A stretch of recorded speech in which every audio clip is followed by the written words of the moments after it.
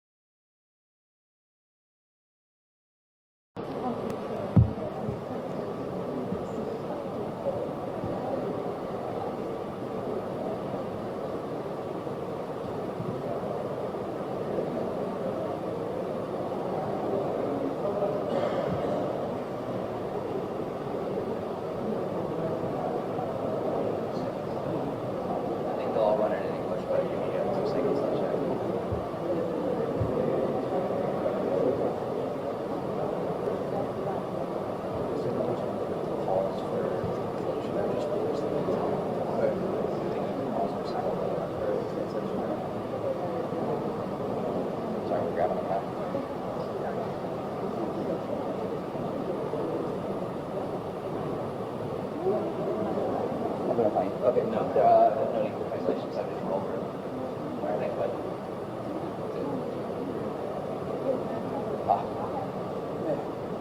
See the phone. Not yet. I imagine soon, but probably the last final. Right.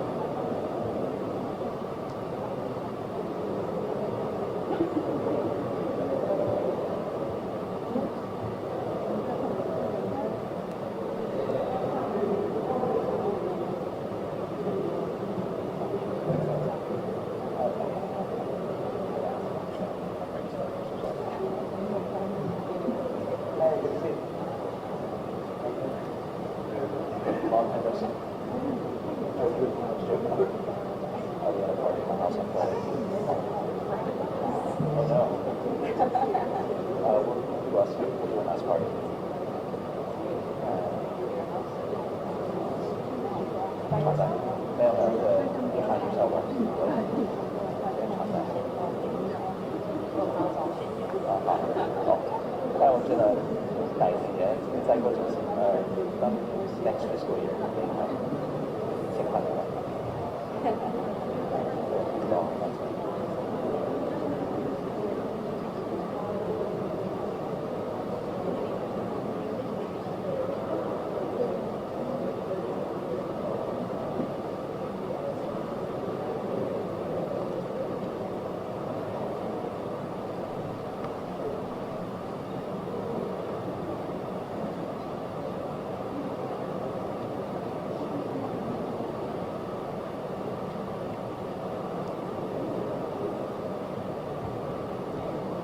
我刚收到的最新消息，总统已经结束了接见，访团预计在1分钟后即将抵达我们的现场。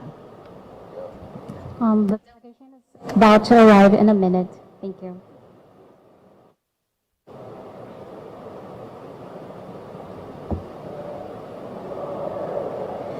各位现场的媒体朋友们，还有正在收看直播的观众朋友们，大家午安！让我们欢迎美国联邦参议院的军委会维克主席以及费雪参议员抵达了我们的现场。Good afternoon, everyone. Thank you for being here today. Please join me in welcoming Senator Roger Wicker, Chairman of the Senate Armed Services Committee, and Senator Deb Fisher to the presidential office today. 稍后即将进行的谈话会将会是由国安会的吴钊燮秘书长以及 AIT 古立言古处长一起陪同。We're also joined today by Secretary General 钊燮 Joseph Wu of the National Security Council and Director Raymond Green of the American Institute in Taiwan.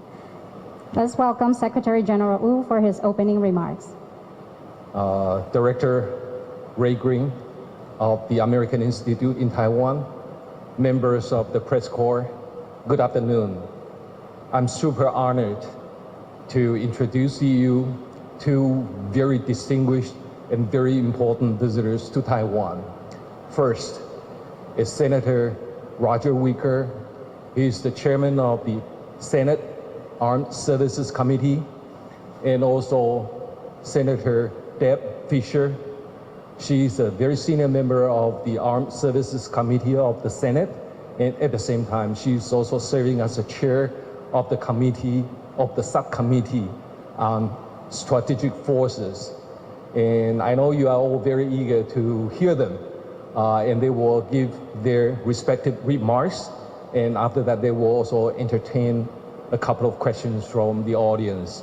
Now I would like to invite Senator Roger Wicker to say his remarks, which will be followed by Senator Deb Fischer.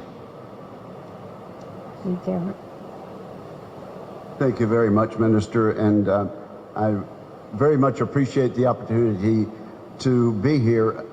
Senator Fischer and I just completed a very comprehensive and meaningful discussion with the President, and I can't tell you how much that means to me personally and how much it means to our constituents back in the United States of America. The friendship between Taiwan and the United States is strong, it's long-lasting, and its future is bright. We come here today at a time of great importance and actually great danger, not only in this region but worldwide. Those of us who represent freedom and democracy and self-determination are faced with the most dangerous security moment since World War II. There is an axis of aggression that threatens the freedom of many people around the world. This axis includes the People's Republic of China, the Russian Federation, North Korea, and Iran, and they're working together as never before to challenge those democracies such as the United States and Taiwan and others who believe in freedom and elections that matter and self-determination. And so it means so much to me personally and so much to my constituents back in the United States and to the Armed Services Committee, which I chair in the United States Senate, that we have been received so warmly by the President of Taiwan. It is our determination and our intention that Taiwan remain free and make its own decisions, that the people of this republic are free from outside influences, and that that principle be also applied to the United States of America. So we are in this together. We're longtime friends, and part of maintaining the freedoms that we have is enhanced cooperation militarily, enhanced cooperation with our defense industrial base, making the best use of those funds. I'm delighted to say that the United States appreciates the goal of this great president to move to over 3% of the economy being spent on national defense by next year and some 5% by the end of the decade. That is my goal as chairman of the Armed Services Committee, and it's something I hope I can convince my colleagues in the Congress and also in the administration to do. But this is also just a moment to pause and recognize the great achievements of this great country, to say that we want you to succeed militarily, but also we are so impressed with your economy. Clearly, the semiconductor industry is important for Taiwan, and Taiwan's contribution to that for the international community will continue to be strong and continue to provide jobs and opportunities for the people of this great republic and for citizens of our country also. It's wonderful to be here, and my deepest gratitude goes to all of our friends and all of our fellow citizens of the world and our great friends in Taiwan. Thank you. Thank you, Chairman Wicker. Next, we'd invite Senator Fisher to deliver her remarks. Good afternoon. We just concluded a very productive conversation with the President, and I want to extend my gratitude to him and to the Taiwanese people for your warmth, your hospitality, and your friendship. I'd like to underscore a very key point.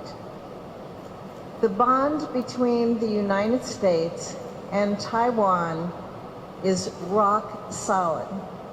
It is built on trust. It is built on shared values. It is built on mutual respect. And I am confident that it will endure. For decades, our partnership has been anchored in democracy, freedom, and economic opportunity. Today, it is also defined by innovation and resilience. This is not a one-way street. A stronger Taiwan means a stronger United States, and vice versa. That's why both of our nations must keep working deliberately, decisively, so that we can deepen our cooperation. The benefits are clear: greater prosperity for our people and greater stability for the world. Of course, we cannot ignore the reality that we face. The Chinese Communist Party continues to threaten, to pressure, and attempt to isolate Taiwan. These actions are unacceptable. The people of Taiwan have earned their place as a respected and an indispensable part of our global economy. The United States recognizes the weight of Taiwan's challenges. We also recognize that the world is more dangerous today than at any point since World War II. That reality demands seriousness and resolve.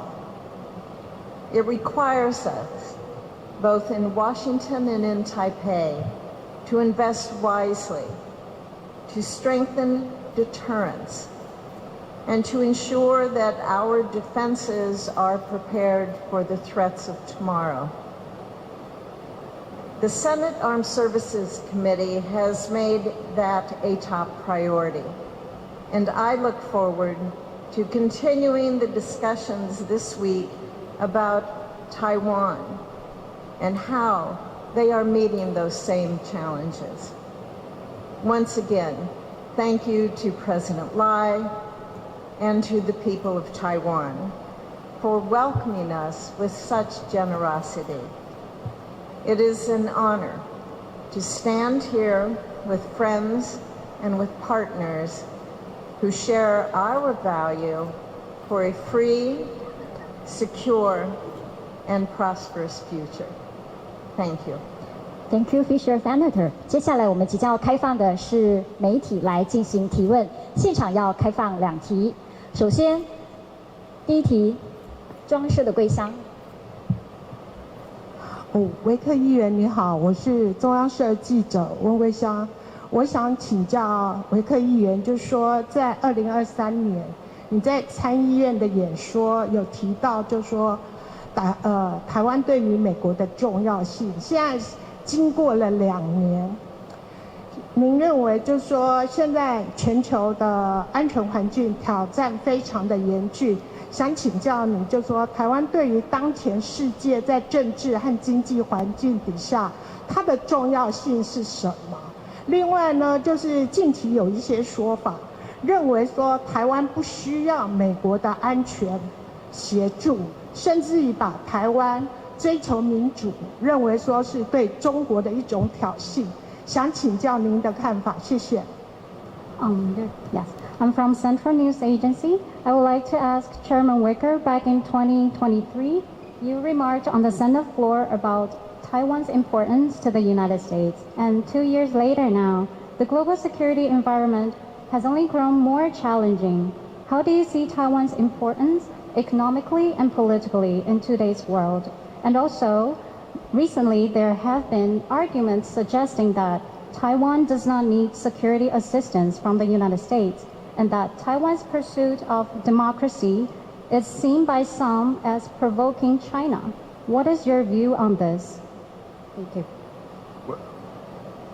As to the second point, of course, it's nonsense to suggest that self-determination and democracy is a threat to world peace. Quite the contrary. It is not democracies and republics where elected representatives are chosen by the people, where neighbors are threatened. Clearly, it is the totalitarian countries, the oppressive countries where the people do not have a voice, where neighboring countries and neighboring peoples have to worry at night about whether their country will be invaded. So I would reject that argument, and I think it is clearly specious in the minds of most people who've heard it. As to the first part of your question, what happens in Taiwan affects the rest of the world. The world is watching how a relatively smaller democracy is able to prosper and build a bright future for their citizens, as opposed to a larger, more militarized, authoritarian system. Clearly, it has been shown over time that open societies with free markets, such as our friends in Taiwan, succeed better for the people living there, raising their families there, and trying to earn a living and hand it off to future generations. Whether this alliance between the United States and Taiwan succeeds will be heard by people seeking to breathe free around the world, and that is one of the principal reasons for our attendance here. 继续第二题，华尔街日报的若雨。Hello, this is Joey Wang with the Wall Street Journal. Thanks for your time and having us here.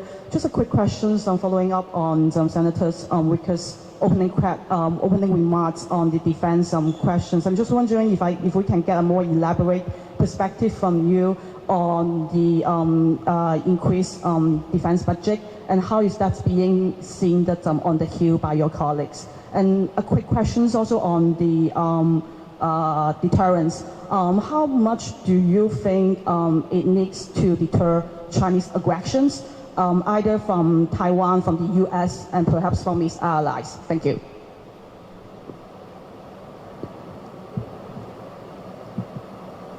We've been told for several years now by the top generals, by the top national security experts in our country and around the world, that communist China is the pacing threat of the United States of America. And I believe that. So that's one of the reasons that our defense buildup has to take place. It's one of the reasons that I hope we can convince our two parties back in the United States to move forward in a unified way to build up what we look back to from decades ago when President Ronald Reagan said he stood for peace through strength. No country has ever gotten into a war because they were too strong, because they were too able to defend themselves. On the contrary, even in our country, war has come when we let our guard down, when we thought that peace would always remain, and we did not pay attention to mounting threats. So my determination is that we be so strong that no one will attempt to challenge the peace, whether that be in Europe, as it's being challenged now in the Middle East, or here in the Pacific. Thank you, Chairman. 接下来我们要有请工作人员先协助，让我们搬移讲台，以方便我们即将要进行大合照。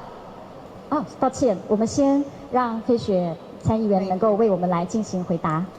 If I could add to your question there, this next week when we return to the United States Senate, under the leadership of Chairman Wicker, will be taking up on the floor of the Senate the National Defense Authorization Act. That is a strong bipartisan bill that came out of the Senate Armed Services Committee, and we definitely expect a strong vote for it on the floor of the Senate as well. In that bill, we have authorized a number of programs that speak to the security of our nation through deterrence. The importance of deterrence is to be able to have friends, partners, allies around the world who work together, who share the same values, who believe in freedom, and who believe in peace through strength.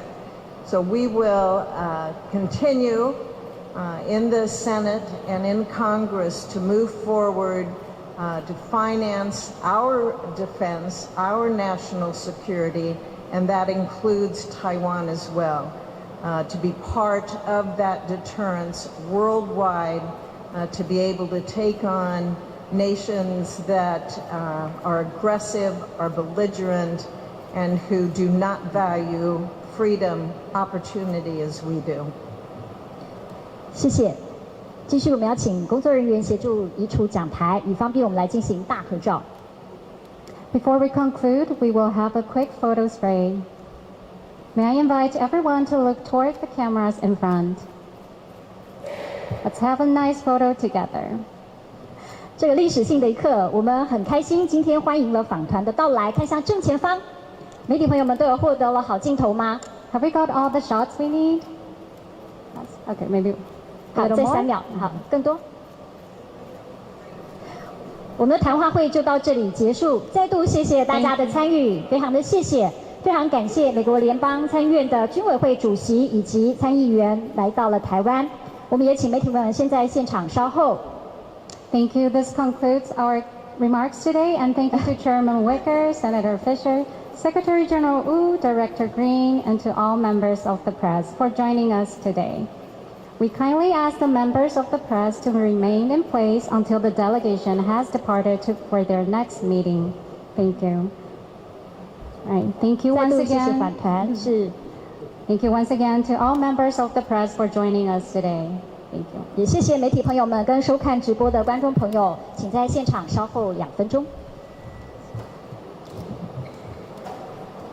谢谢大家的与会，谢谢。Thank you.